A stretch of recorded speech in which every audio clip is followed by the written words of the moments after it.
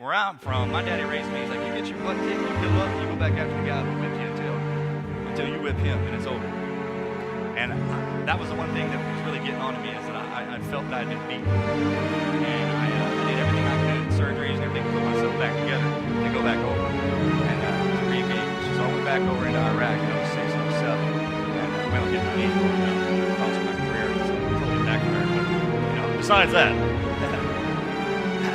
the one lesson that I learned and that runs, predominant SEAL teams is that we're never going at it. It's not that we're better than everybody else. You know what I mean? It's just you have to basically kill us before we stop getting up and coming after you. That's what it is. I was saying in the SEAL teams, we're not really that good. Everybody else just sucks. But I'm not going to say that, because that's not the truth. But, it's just one of those factors. It's just like nothing should be able to stop you from doing anything. My whole life growing up as a kid, everyone always told me that I could never. They were like, you'll never be a Navy SEAL. Until I graduate. It's like, you won't make it. You won't ever make it. And the one thing I think about most is like, nobody knows me. Nobody knows you. They don't know anything about you. They see the outside, what they see with their eyes or anything, but on the inside, it's totally different. No one can stop you from doing anything, ever, if you're committed to yourself. I got people coming up to me sometimes and just like, you know what, I could never do this, or I couldn't do that, and I just want to, because if you come out of the gate telling yourself that you can't do something, then you're already done. All right? You ain't got to worry about that. There's going to be plenty of people around every time you can't do something. I don't care how old you are, what your gender is, whatever it is, it doesn't matter. If you tell yourself you can do anything, and no matter how many times you get hit, no matter how many times you go down, even if you're shaking up, you shake it off, you get back up, and you come at it with everything you got, eventually you're going to pass it. Or you're going to be dead. If you're dead, what's the big deal anyway, right? So, that was the one lesson that I learned really well in my career, was the fact that no matter how hard I got hit, just as long as I kept getting back up and going at it, that eventually I would pass what was thrown at me. He was a Vietnam veteran, and he just had a training camp, if you will, out on his property. And well before we got there, all the older kids were going out there, ready to go into special forces. So that was a unique experience. That was one of those things I wish I could do. Because when you first started, he didn't care about you, he didn't like you. More of a nuisance to him when you first got out there because you were behind everybody else. So you really had to. I remember, I think probably the first 2.5, 3 months I was there, I was the worst one in the bunch. I was the weakest, I was the slowest, and I would pay the man. He would lay into me. He left me to die twice, and I remember. He told me, he's like, I hope you die.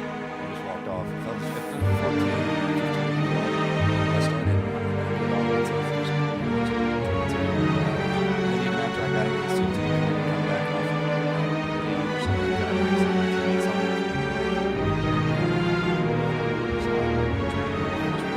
My dad, he was a yeller, a violent man.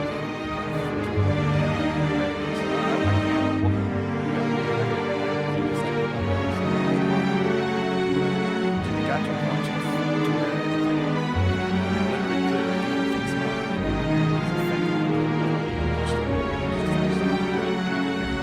I don't like that. Right. I don't like the fact that I'm not saying I'm a Superman or anything like that, but if I see somebody who's stronger than me and something that I'm trying to do, I'm going to work harder until I'm stronger than them. That's what he taught us. You want to be here. You want what I have. You want this. There were days where I literally would have to just completely sit down in the shower just to wash my hair. And I think my mother tried to take me to the hospital a few times because I was just so beat down. I was like, no, I'm good. I'll heal up. Just gotta get back in there. And that's what he preached. It was just every day. You're only here for a little while.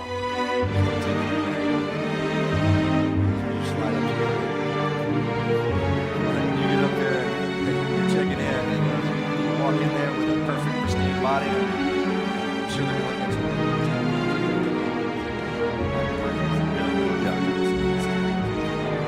Sliding there sideways. Good Lord, you took advantage of everything we gave you. Baling wire holding us together. Your parents are there to mold you and guide you, and if you don't have that or whatever. My brother and I molded our character and the way we would live our lives as a direct opposite of what my father was. So you can learn what not to do. Right. I don't run a cop-out to people who's like, well, my father beat me and this is why I'm a serial killer. Yeah. My father beat me every day. And the first time I ever got knocked down was by my dad. So I don't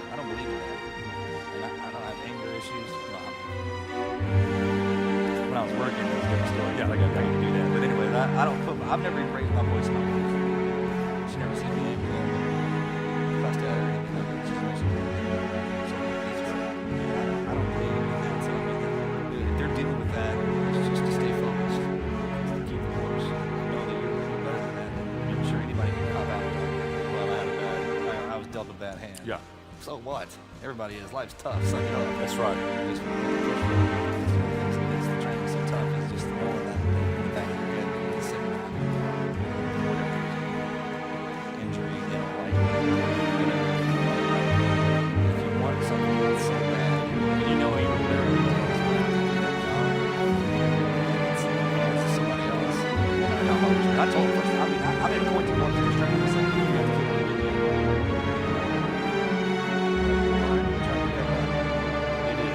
So you told the instructor that. Yeah, I don't know what I was thinking. I didn't know I was new. I was young. I was like, hey, I'm beating on my chest.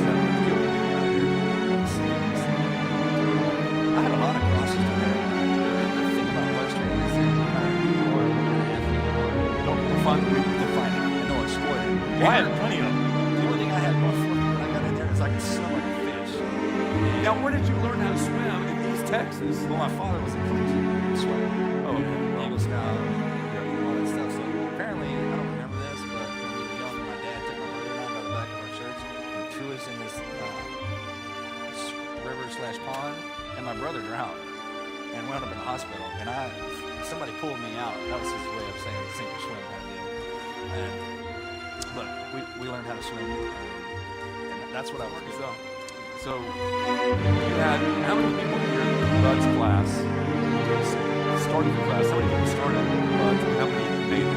164.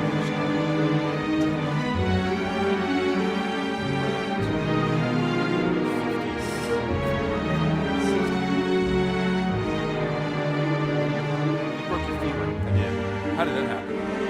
It was after Hell Week, and we were doing this evolution called the Monster Mash. It's kind of a Rio type deal. You run 6 miles, you come in, you jump in the ocean, you swim a mile and a half, you come back, you run a course, you do the 80-foot rope climb and everything. Well, something happened, and I'm trying to figure out what it was, but I did something to upset one of the instructors, I think, and he made me carry a car tire. So I had this car tire around my neck. And I did the whole thing, and I tried to swim with it. I swam out to the surf, swim through the ocean. And I didn't make it the whole mile. I started to sink. So I towed that thing in, and I came back, and I had me the 80-foot rope line. So I put my tire back on in the water, and I climbed to the top of the rope. With a tire? Yes, sir. When I reached up to grab you got to hit the top of the I-beam. That's what it is. And I started to slide, and I fell. I fell from the top of the rope all the way down, and I landed in the sand on my feet, and I rolled over onto that tire. It was kind of propping me up. The instructor was saying, you want to quit? You're going to quit? Get out of here. I was like, no, I'm not going to quit. And I got up on the rope, and I climbed back up. By the time I got to the rope, because I was scared to take it, I crawled up and ended up at the top of the rope. I started to slide. I actually wrapped my arm around it so it wouldn't fall straight down.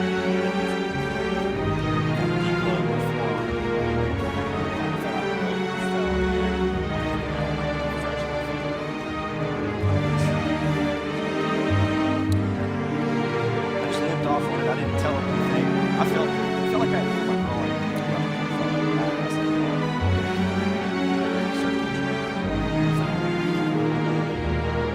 I ran on it for another 2 weeks. The second phase and dive phase.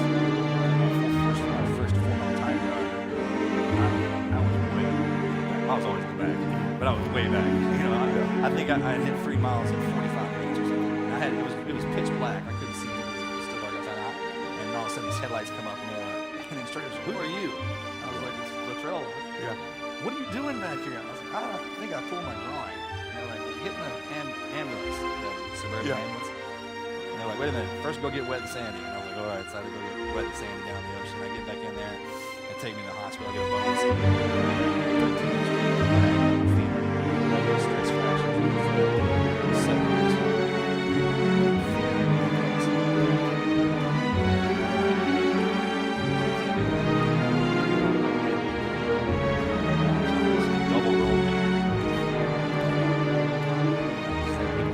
I was on crutches, but I was still getting beat. I would crutch up into the compound and start to be like, go get the surf. So I was laying out in the ocean in the surf, my crutches up like this. It was just, but they finally said when it was time for me to class up again, they're like, we're going to send you to the hospital to get another bone scan. If your femur's not healed up, then we're going to drop you. I said, no, it's fine, I'm good. And some of the instructors, they had started to take a liking to me. I was like, no, I'm good. And I passed my class up when I got back into class and started.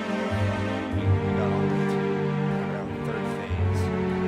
And it got to a point to where I take these wraps and frozen peas.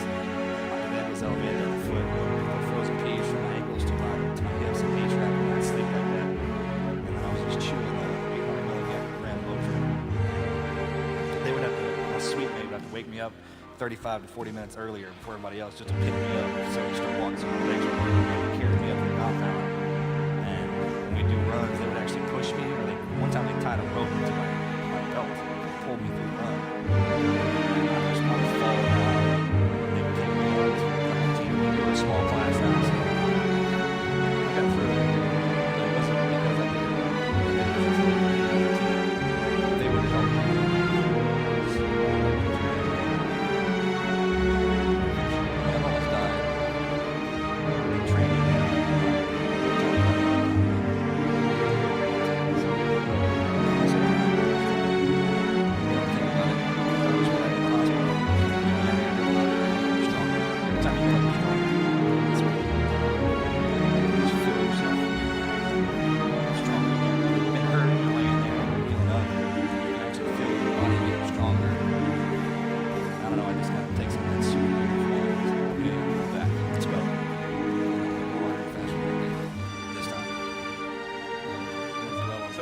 Marcus, talk to me about when you were wounded and how you made it out, the crawl, and all, just a little bit about that. Can you tell us? I wasn't dead. Horrible fight. Everybody had been killed. Your closest friends. Yep.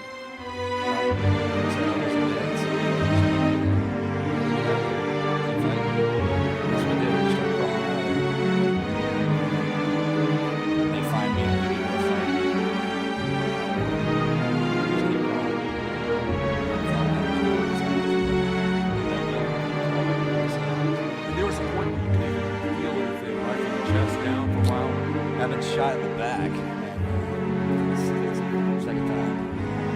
This everything's pretty much gone from the chest down. And my arm still works, so Crawl. And then you were taken, and these people, to the best of their ability, helped you.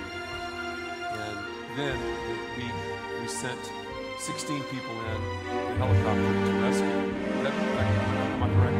They were shot down. 12-year-old boy. Then you made it home through a long, crazy turn of events. So the injuries, Marcus, that you had after Operation Red Wing, not only emotionally, losing your family members, losing people that were so close to words can't describe it. You physically, what did you have to do after Operation Red Wing? As far as shot in the back. I had multiple.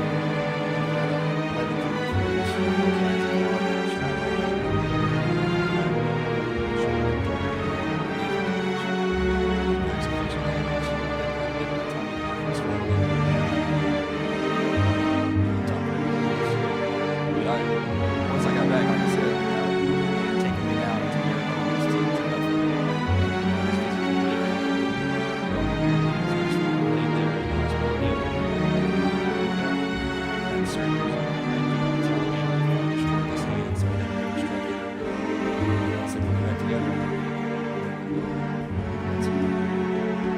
yeah, it was the coldest water, the most refreshing drink of water I'd ever had in my entire life once I got to that village, but I'm still paying for it to this day.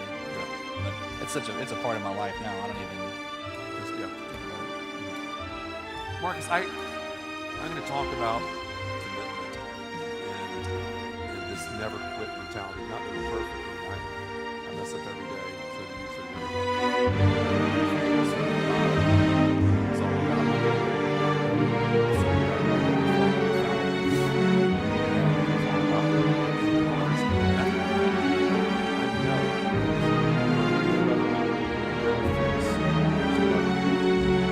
one of them said, it can be even looking back and going, how funny is it?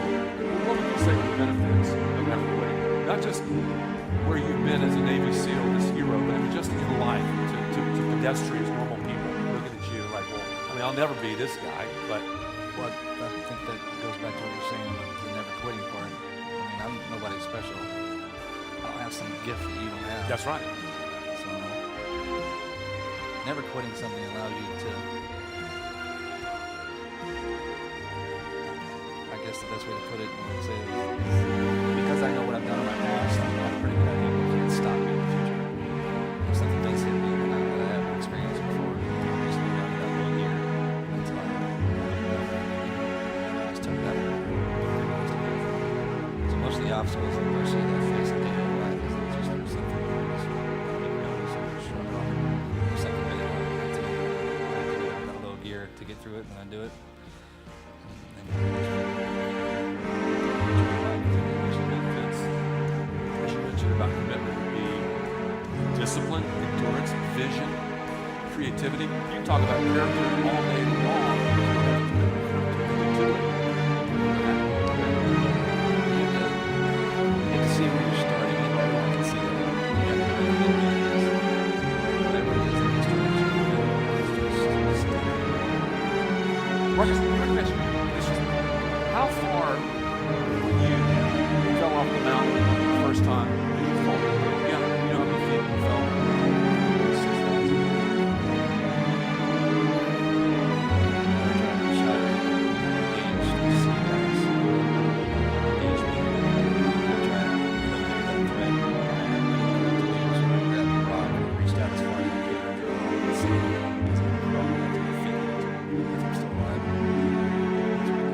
So you reached out, nothing was really working. Reached out, except your arms here, drew a line with a rock, crawled past the line, and then drew another one. Yeah, I did that for 7 miles. That's when I finally found out, or got to water, found the waterfall. On the side of the mountain. God, what a metaphor. Again, no one will ever find themselves in a situation that you didn't find yourself in. But what an illustration, Marcus, about whether it's about marriage, career, whatever in life. Hey, I feel like this is a joke. I can't do this or that. Draw that line. It could be 5 minutes. It could be, a day. I can draw that line. If I get to there, and the next day I'll draw another line. Whether someone's battling with addiction, drug addiction, alcohol, whatever it is, that's powerful because that waterfall is out there. The stream of water is out there. Life, actually. That's right. Well, I was shot. I had multiple frag, not only from the RPG rounds themselves, but from the trees and the rocks, which actually hurt worse than the RPG blasts themselves. I fractured my spine in multiple places, my pelvis, tore my rotator cuff out. My maxillofacial damage was very severe. Didn't show it in the movie, but I'd actually broken my nose and I bit my tongue in half and swallowed it. And I had 11 through and throughs in my quads and calves. Most of the skin off my back side and most of my front side was turned into hamburger. But as far as the pain tolerance, and most SEALs have high pain thresholds anyways, and the adrenaline that was flowing through me, concentrating more on what I had to deal with, the task that was in front of me, and concentrating on my teammates is ultimately got me through the initial gunfight. I was actually shot in the back the following day, and it didn't show that. That one hurt, because my adrenaline wasn't up and I wasn't really prepared for it. But ultimately, from the time we check into SEAL training, become tadpoles, and work our way up through the community, it's a selection process that weeds out the weak, or the ones that can't handle it, and the ones that can are the ones that make it through it. And they put us in situations in our training that pretty much equate to everything that transpired up on the mountain that day. I still have surgeries to this very day. Communications are kind of just like cell phones out here. You're driving down the road or talking to somebody, and then all of a sudden the phone just goes down. You can't explain why. It just happens. The terrain that we were in, believe it or not, there's a lot that goes into dealing with communications, from the rotation of the earth, the sun, the clouds, and rain. And ultimately, the position that we were in to where we could get the best vantage point for our target location didn't allow us to have stable communications. That's why we had to back up with the satellite phone. I don't have any regrets at all with anything that I've ever done. It was a situation that we got put in that we had to deal with. We tried to radio back for advice on how to deal with this particular threat. Our target that we were dealing with was very elusive. We'd been going after him for about 2 years before they finally slid him across our desk. And soft compromises are a part of what we do sometimes. I mean, working out in that area, it's bound to happen. It's their backyard, and we're just kind of trying to work our way through it. And it's literally one of the things where if you go in and you take a rock and you move it from this area to this area, it's probably the rock that this guy's great-great-great-grandfather sat on to go to the bathroom or something, and it was like, hey, where's my rock? Obviously there's been somebody up here who's not supposed to be up here. So in order to dig in and find positions to where we can get vantage points on what we were dealing with, it was very difficult. And that's what came in with the training and how long we've been out there. We've been doing this, our team, we've been together for a very, very long time, so we were really good at what we did. The overall decision to turn them loose was well above our pay grade. Speaking of rules and engagement and stuff like that, and there have been situations in the past where the exact same scenario had played out with other forces, some Green Berets, and so forth and so on. There's no manual that they can hand us that we wish we could look at every time something like that goes down. It's another thing. And the reason that we train so hard and train so long and that there's so much time and money invested into what we do is because you allow us the opportunity to make our own decisions while we're out there. It'd be like laying on the operating table while some guy's working on your heart, and you're like, hold on, wait a minute, let's call somebody else in here because I don't think you know what you're doing. Well, we do know what we're doing. So everything that we encountered out there and all the situations that were right there in front of us, ultimately our decision is what we had to deal with and to turn them loose. Good, bad, or indifferent. The outcome obviously was bad, but we're prepared for that as well. So, I mean, being in the SEAL teams, we're outside of the box thinkers. We're not idiots. Most SEALs have their degrees and a lot of them have their masters, and we've been in this game for a very, very long time. So the thing that we ask, and not out loud, we just hope and pray that the American public has enough trust and faith in us to do and make the right decision. I've seen so many, and I've heard so many Monday morning quarterbacks that it's the funniest thing to me because I read stuff, not too much online, but this, you hear people like, oh, I'd killed him, just did it right there and there. Really? Would you? I mean, you've been there? Absolutely not, you hadn't been there. And then the other people are just like, well, you turned them loose and that was the right thing to do even though everybody died. So how do you weigh human life? It's a conundrum that can never be answered. It's war, and there is no right or wrong answer in combat. And those people who aren't out there carrying the rifle have no business dictating what and how we do it. We don't want to thank you, a pat on the back or anything like that. We just want you to enjoy your life, and because everybody's made different. I mean, in real life, I was unaware of that. I didn't know that had happened. It was after. Well towards the end of the gunfight, and I had already crawled into a crevice and buried myself. I just remember laying there praying. There was actually a helicopter that I believe it was an Apache that flew overhead, and I could see the pilot in the cockpit, and the militia and everybody were walking over the top of me. I mean, there was rocks falling on my head. I mean, I could smell them. They were right over the top of me, and I had this idea. I couldn't key up my radio. My battery was low, and it was making there's a low battery ping that comes out once that happens, and it gives away my position. So I'd have to turn it off, and the thought actually crossed my mind to take a shot at the helicopter. But I figured, well, that'd probably be a bad idea, because if you turn around, piss him off, and come in here with guns blazing. But all of a sudden, while I was there, I was praying. I was like, God, please, give me something, because I was paralyzed from the waist down. In the movie, they had me walking around. I didn't walk. I crawled for over 7 miles that first night, and then was shot again. Well, while I was laying there praying, it started to rain, and I remember going, that's not really what I was asking for, God, because you can ask any frog man, even though our job demands us to be wet and sandy and miserable, we really don't like to be wet and sandy and miserable. So all of a sudden, all the militia left. They kind of just started pushing up the backside of the mountain, and I had no idea what had gone down. And then 2 days later, when I got the villagers brought me in there. I was in this room. They had already taken my clothes off of me. They stopped my bleeding as best they could, bandaged me up, started to pull that frag out, and then they had left. And then about an hour later, the door kicked open, and the Taliban flooded the room. And that's when the Taliban had me. And that's when I found out that the helo had been shot down, and they were trying to tell me how many bodies were there and this and that. I didn't believe it at first. I mean, that's how loud it was on our side of the mountain, that I couldn't hear a helicopter getting blown out of the sky and roll down the hill. So that's when I found out a few days later from the Taliban.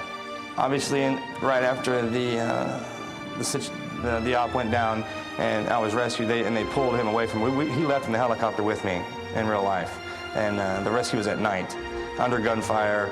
And when we loaded up in the helo, it's funny, one of the guys who rescued me, one of the PJs, he's out in the audience right now, he's a heart surgeon.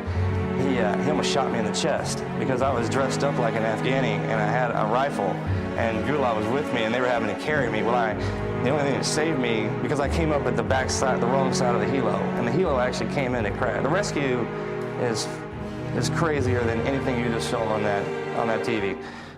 The Air Force came in to get me out of there. It was absolutely insane. Well, I'd come up on the wrong side of the helo, and all of a sudden there was lasers on my chest, and luckily I had fallen. I was a lot heavier back then, and I fell, and the guy behind me was a Green Beret, and he had an American flag glint tape on his chest, and it pinged, and that's the reason he dropped his weapon and didn't shoot me. And then they loaded Gulab and I up in the helo. We banked off the mountain. It took us to, where did they take us, bro? JVAD. And then they pulled him away from me, which was a big deal. He was scared to death to be in that helo. It went from one of those things where he had been protecting me for 5 days, and when we got in that helo, he was wrapped around my leg like a wet cat. And I was just kind of. And then when they jerked him away from me, I didn't have enough strength to figure out what was going on.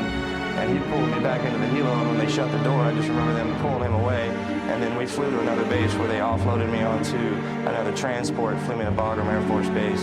And I was in the hospital and had multiple surgeries to put myself back together for about almost a year. And then I redeployed to Iraq in 06 and 07. And Redeployed? Yes, ma'am. And it wasn't a real popular idea in the community, but luckily some of the head shed admirals and some of the other admirals gave me the blessing. All I wanted to do was go back. I mean, that's what I'm born to do. And it's not that I messed up mentally or anything like that, but they took something from me. They beat me. And when you beat a SEAL, you got to kill us, because if you don't, when we heal up, we're going to come back after you. And the only place I knew to go, I had to go back, and I went back into Ramadi, Iraq, Al-Anbar province in 06, 07, which was pretty much the worst place on the planet. And I got my knees blown out on a raid we were doing, and my spine fractured again, and it cost me my career. So after I was discharged, I remember that was the hardest thing that I had ever had to face in my entire life. Not BUD/S training, not all the injuries or anything like that. The day they told me I couldn't be a SEAL. And and I was beating my head against the wall for a few years. Luckily, my wife found me. But I finally got in touch with Gulag. To get back to your question, I kind of got off tangent a little bit. A lot of my buddies that were still going back over there were keeping tabs on him, and I could communicate with him as much as I possibly could. And our community and the military, we did as much as we possibly could for their village. I mean, it's in the hornet's nest. So we would send money to build a school. The Taliban would burn it down. We built a road into their village so they could have easier access into some of the major cities. But overall, I got Gulag back over here just to visit so I can see him again. He doesn't. I've tried and tried. I'm like, hey, come here. I mean, nobody deserves to have American citizen more than you. You fought for America, and you're not even an American. I mean, you saved my life. And he's such a proud Afghani. He doesn't want anything. He wants to stay in Afghanistan, and then every now and again come over here and see me. And it's funny. The first time I picked him up, he was telling a story. He had been after I had left. Obviously, the Taliban and everybody over there are always trying to kill him. So they had burned his house down. They've killed multiple members of his family. They blew his car up, and he had been shot a few months before he came to see me. When I picked him up from the airport, we were driving down the road, and we had to have it in. He doesn't speak English, and my posture is very limited. And he goes, my first plan of when I got here is I was going to burn your house down, blow your car up, and shoot you in the hip. I mean, that's how friendship, true friendship and true teamwork is forged through pain and blood and sweat and tears. And they did that. And they not one time did they complain about it. I mean, they realized while they were out there and who they were representing. And it was really something to watch them come together as a team, and even through the movie, it never stopped. I mean, and every day, sun up, sun down, we were always together with them, and they were together. And like he said, they're still friends today. I mean, if it came down to it, the training that we gave these guys, I mean, I could throw Taylor a rifle right now, and he can very much handle himself. One last question to you, Marcus. Obviously, you've just sat through this movie now tonight, and you've lived again. It's obviously there are changes, of course, as you said, from the reality to what actually happened, but still, you've lived through this intensity again tonight. What does it make you feel looking at the movie tonight when you're thinking about that experience and seeing it on the screen? I just think that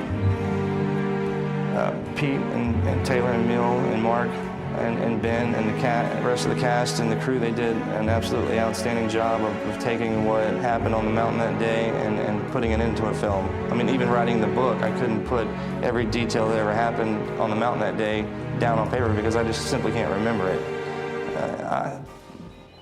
But to really answer your question is I live through that every day in my head. From the time I lay down in bed through the night, up in the morning, there's not a moment that goes by that I don't think about it. And one of my curses is the fact that every time you hear about Operation Red Wing or Lone Survivor or anything like that, my name is synonymous with that event. And anytime anybody ever walks up to me, all they ever want to do is talk about it. Nobody ever wants to talk to me about football or hunting or anything like that. They just want to talk to me about the worst week of my life. And so it's always with me. That's the reason I stick with friends that I've had since I was 10 years old. And some of the guys, and Taylor and I are really close now. Pete and I've been real close with him for many years now because they understand it. They've actually been through it with me now. But to see it on screen, it's just one of those things when I'm like, hey, you missed something. Yeah. It may look like it was miserable on that TV right there, but I can tell you it was twice as bad in real life. I don't know. So I just wish that I always wish that some of my teammates would have made it out as well to get their side of the story and to make this thing to really open it up and find out just everything that happened, because like I said, it's coming from me and I don't remember everything. I could possibly put it all down.